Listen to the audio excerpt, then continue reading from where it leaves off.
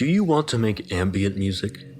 Do you want to wow your audience with lush, larger-than-life walls of sound, but don't know how? Well, I'm glad you came. For I have secrets to show, tales to tell. I have one simple production trick that will solve everything.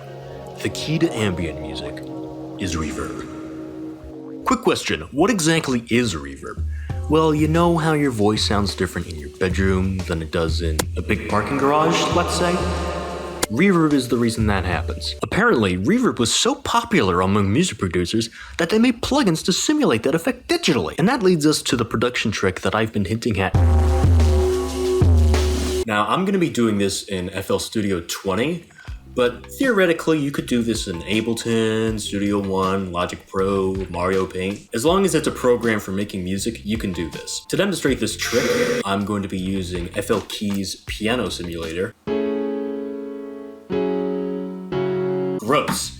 Disgusting. It sounds awful. Let's put it in a mixer channel and we can fix that. Over here on the effects slot, we want to add in a reverb, in this case, Fruity Reverb. Choose a nice preset. Now, this is where the trick comes into play. Most reverbs should have a dry knob and a wet knob. You can ignore this for now.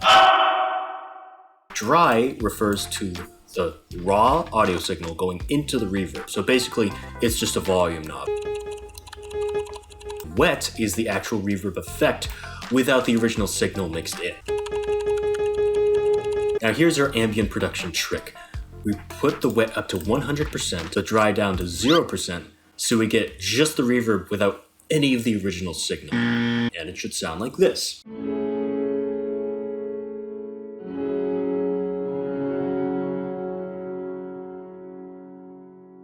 Very lush, much better than the original piano.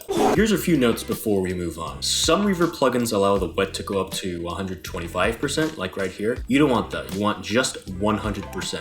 So you can just right click, reset if you're using FL Studio. It should be back to 100%. Second note, you want to use a preset with a big reverb. So I chose Cathedral, but you could also do the Venue or Large Hall. You don't want anything like Drum Room or Small Studio because that's not going to be enough. You need big time reverb. Third note, some presets by default will have pre-delay. So you want to turn that right down to 0 because the wet signal takes long enough to fade in by itself. Now where this trick really gets interesting is when we place 2 reverbs in a row. Let's get another choose the same preset, wet at 100%, dry at 0%. Don't forget to turn in that pre-delay, and now our piano should sound like this.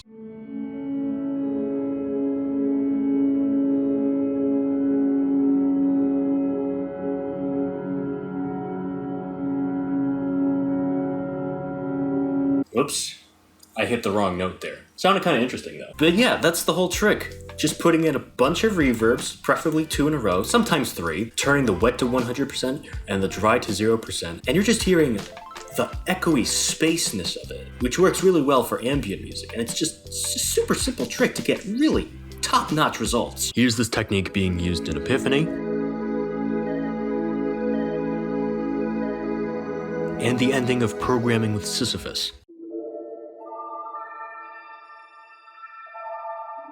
Let's say we don't want to use a piano. Let's say we want to use a synthesizer. Let's pick a regular old pad preset. Pretty cool, but let's put that reverb on and try it out there.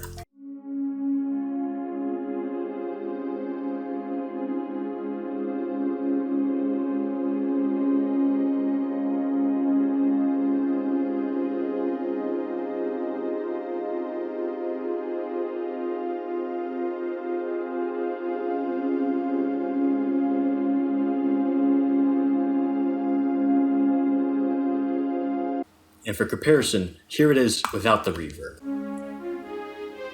What? I'm literally just hitting the keys in a chord, by the way, randomly, and I'm getting these beautiful effects because it's blurred out by the reverb. That's what the reverb does. It's all blurry. Now, this trick isn't just limited to synthesizers and pianos. You could also use this for random sound effects. So let's do that right now. Let's try Foley. Let's try Tub Thud 1. Drag that in there. Put it in a mixer channel, give it our double reverb treatment. Now it sounds like this. Okay, that was pretty scary. Let's try it an octave up. Still really creepy, but I'm starting to get an idea. Let's re-record this sound into an Edison and edit it a little bit.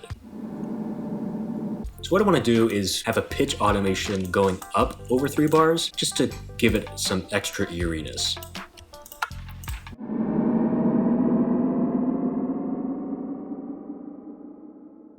And just like that, we've made Minecraft cave sounds. So enough fooling around with tub thud. Let's try it with some other random sounds.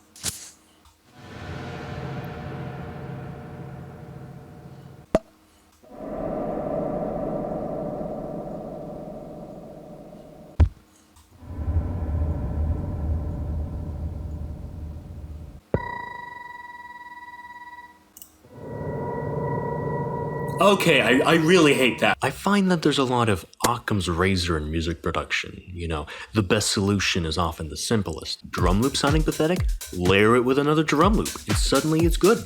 Making a future-based track, and chords aren't sounding powerful enough?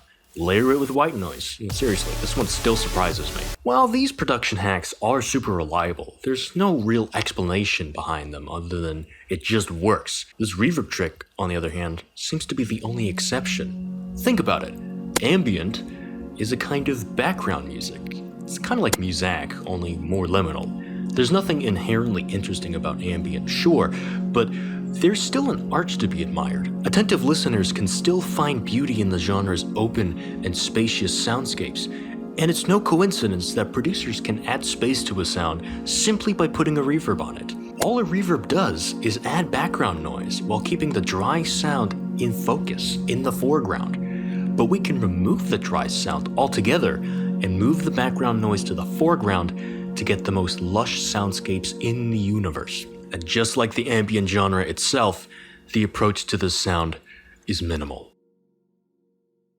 Now that's what I call ambient.